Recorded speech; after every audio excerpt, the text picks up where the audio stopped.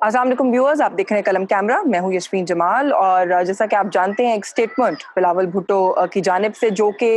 Of course कोई कुछ भी कहे, डिनाई करे इस बात को, लेकिन इम्प्लाई यही होता है उस स्टेटमेंट से कि बिलावल भुट्टो ने बिलाखिर ये कह दिया है कि नवाज शरीफ ने जलसों में जो अग्रेसिव गुफ्तगू की उस हद तक तो बात दुरुस्त है। पीडीएम के जितनी पॉलिटिकल पार्टीज हैं, मैं एक दो और सीनियर पीपल्स पार्टी के सीनियर लीडर्स को सुन रही थी, उनका कहना यह था कि जितनी पॉलिटिकल पार्टीज हैं, जाहिर है कोई एक रिलीजियस पॉइंट ऑफ व्यू से अपना मंशूर जो है उसको ड्राफ्ट करती है। किसी के कुछ पॉलिटिकल प्रिंसिपल्स होते हैं, उनको बुनियाद बनाकर जो है मंशूर ड्राफ्ट किया जाता है। तो सारी पॉलिटिकल पार्टीज जो हैं ऑफ कोर्स आइडियोलॉजिकली डिफरेंट हैं, लेकिन एक कॉज के लिए एक सेम पेज के ऊपर आई हैं और उस कॉज को लेकर हम सब इक्वली अग्रेसिव हैं। ये एक लाइन है जो कि ली जा रही है। लेकिन बिलावल भुट्टो जरदारी का एक इंटरव्यू में गुफ्तगू करना और ये कहना कि मैं नहीं समझता कि किसी भी इस तरह की पॉलिटिकल एक्टिविटी को किसी एक शख्सियत के साथ एसोसिएट करना दुरुस्त है। और फिर ये भी कहा कि जर्नैलों का नाम लेना और इस तरह से इंडिविजुअल्स को इन्वॉल्व करना जो है वो, अगर मियाँ साहब ने ये किया है तो मैं समझता हूँ कि वो जिम्मेदार हैं और जिम्मेदार शख्सियत है, कुछ सोच समझ कर किया होगा। एंड मैं देख रही हूँ कि पाकिस्तान पीपल्स पार्टी के बहुत से सीनियर लोग जो कि मीडिया पर आके इस स्टेटमेंट को डिफेंड कर रहे हैं, वो भी यही लाइन ले रहे हैं कि नवाज शरीफ क्योंकि एक सीनियर सियासतदान है और हमें तवक्को रखनी चाहिए कि वो अंडरस्टैंड करते हैं जितनी भी जो ये बारीकियां होती हैं सियासत की। तो अगर उन्होंने कुछ कहा है तो कुछ सोच समझ कर कहा होगा, इस तरह से नहीं कहा होगा। बल्कि यहाँ तक भी अब तो मैं देख रही हूँ कि पाकिस्तान पीपल्स पार्टी के लोग जैसे जैसे वक्त गुजर रहा है और लोग सवाल पूछ रहे हैं उनसे, तो वो मजीद ये कहते हुए नजर आ रहे हैं कि हम वेट कर रहे हैं कि नवाज शरीफ क्योंकि नाम ले रहे हैं जनरल बाजवा का, जनरल फैज का, तो अब वो कोई सबूत भी लेकर आएंगे, हमें सबूत का इंतजार है। सो ये एक बड़ी इंटरेस्टिंग सिचुएशन है, एक बड़ा इंटरेस्टिंग माहौल जो है वो इस वक्त बन रहा है। And before I move on, I would really like to remind you people कि मैंने अपने उस वीलॉग में जो कि गुजरावाला जलसा के फौरन बाद मैंने किया था, जो कि फर्स्ट जलसा जिसमें नवाज शरीफ ने गुफ्तगू की थी और आर्मी चीफ का नाम लिया था, मैंने उसी के बाद आपको बताया था कि मेरी कुछ बात हुई थी बिलावल जरदारी के साथ जो कुछ लोग मौजूद थे जलसे के फौरन बाद, उनमें से एक दो सीनियर लोगों से बात हुई थी। नाम मैं ऑफ कोर्स नहीं लूंगी। और मुझे उसी वक्त ये बात कुछ जराए से पता चली थी कि बिलावल ने नापसंदीदगी का इजहार किया था और उन्होंने ये कहा था कि एग्रेसिव होना बिल्कुल दुरुस्त है, कन्फ्रंटेशनल होना बिल्कुल दुरुस्त है, हम सब भी यही कर रहे हैं, लेकिन नाम लेना इस तरह से सिटिंग आर्मी चीफ का ये एक मुनासिब रवैया नहीं था। मियाँ साहब को इससे गुरेज करना चाहिए था। और वो अब हम देख रहे हैं कि प्रैक्टिकली बिलावल जो है वो अब ये बात कहने पर भी मजबूर हो गए हैं। और गुजरांवाला जलसे में नवाज शरीफ के इस रवैये की वजह से ही कराची जलसे में वो नहीं बोले। पाकिस्तान पीपल्स पार्टी कंफर्टेबल नहीं थी क्योंकि कराची का जलसा जो है वो पाकिस्तान पीपल्स पार्टी ने प्लान किया था, तो वो कंफर्टेबल नहीं थे कि नवाज शरीफ उसमें बोलें और बात करें। और फिर उसके बाद क्वेटा जलसे के अंदर भी एक बड़ी कंफ्यूजन सी रही कि क्या बिलावल जाएंगे नहीं जाएंगे। बिलावल को बहुत ज्यादा एडवाइस किया गया इस चीज के अगेंस्ट कि वो फिजिकली जो है वो उनको होना चाहिए और वो ना जाएं गिलगित, लेकिन बिलावल ने इस तरह की जो मशवरे थे उनको नहीं माना और आखिर में बहुत ज्यादा पार्टी के अंदर से कुछ सीनियर लोगों के प्रेशर पर उन्होंने ये फैसला लास्ट मिनट किया कि वो वीडियो लिंक से खिताब कर लेंगे। और क्योंकि पाकिस्तान पीपल्स पार्टी के कुछ सीनियर रहनुमाओं का ये ख्याल था कि एक token presence Pakistan People's Party की लीडरशिप की इस जलसे में जरूर होनी चाहिए, वरना पीडीएम का जो मामला है वो खटाई में पड़ सकता है और उस पर बहुत सारे सवालात भी उठेंगे। सो बिलावल ने लास्ट मिनट ये एडवाइस एक्सेप्ट कर ली और उन्होंने वीडियो लिंक से हमने देखा कि पीडीएम जलसे से खिताब किया। सो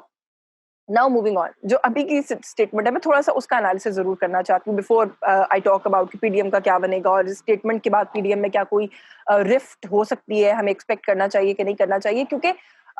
जब ये कहा कि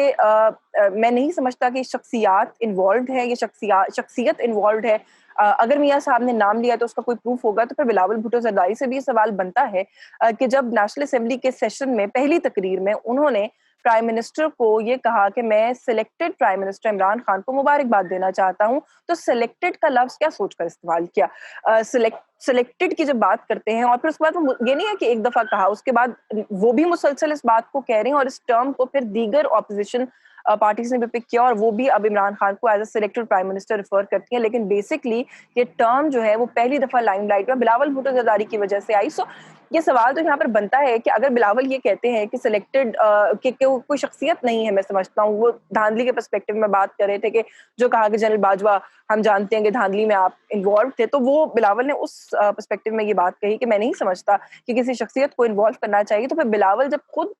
इमरान खान को सिलेक्टेड कहते हैं तो फिर सिलेक्ट किसने किया? कोई इंडिविजुअल ही होता है, कोई शख्सियत, कोई इंसान ही होता है जो इस तरह के काम कर रहा होता है। अगर आप समझते हैं कि उनको सिलेक्ट किया गया है तो फिर किसी शख्सियत ने ही किया होगा। इदारा इटसेल्फ कोई फिजिकल एंटिटी उस तरह से तो नहीं है ना। इदारा एक पॉलिसी को रिप्रेजेंट करता है, वैल्यूज को, प्रिंसिपल्स को रिप्रेजेंट करता है, लेकिन जिस किस्म की का इल्ज़ाम आप भी लगाते हैं इस्टेब्लिशमेंट के ऊपर, वो इंडिकेट यही करता है कि इस्टेब्लिशमेंट में से जो इस्टेब्लिशमेंट को चलाने वाली आला शख्सियत है, उनका किरदार था और प्राइम मिनिस्टर इमरान खान को सिलेक्ट करके वज़ीर आज़म बनाया गया। सो आई डोंट अंडरस्टैंड कि ये जो बिलावल भुट्टो ज़रदारी साहब भी जो सेफ प्ले करने की कोशिश कर रहे हैं, इससे वो क्या सोच रहे हैं कि जब वो इस तरह की गुफ्तगू करेंगे तो क्या लोगों को इस बात का मतलब समझ में नहीं आएगा। वी टोटली अंडरस्टैंड कि इस वक्त पाकिस्तान पीपल्स पार्टी किस तर्ज की सियासत करने की कोशिश कर रही है, and I really have to say this here कि मैं समझती हूँ कि ये एक डेंजरस ट्रैजेक्टरी है जिसके ऊपर पाकिस्तान पीपल्स पार्टी जा रही है, क्योंकि पाकिस्तान पीपल्स पार्टी वैसे भी लिमिट हो गई है सिंध की जमात तक। वो जो एक पूरे चारों सूबों की जंजीर वाला कॉन्सेप्ट था वो तो वैसे ही फेड आउट हो गया, और अब ऐसा लगता है कि पाकिस्तान पीपल्स पार्टी ने खुद अंदर से भी इस बात को एक्सेप्ट कर लिया है और वो कुछ एफर्ट भी नहीं करना चाहते towards making Pakistan People's Party a national party again, और वही समझते हैं कि जितना हमारे पास है बस उसी को रिटेन कर लिया जाए तो बहुत है। मैं ये बात पहले भी अपने बहुत से वीलॉग्स में कह चुकी हूँ कि पीपल्स पार्टी कभी भी कन्फ्रंटेशन को उस पॉइंट पर नहीं लेकर जाएगी जहां पर उनको ये लगे कि उनके सिंध के इक़्तिदार को खतरा है।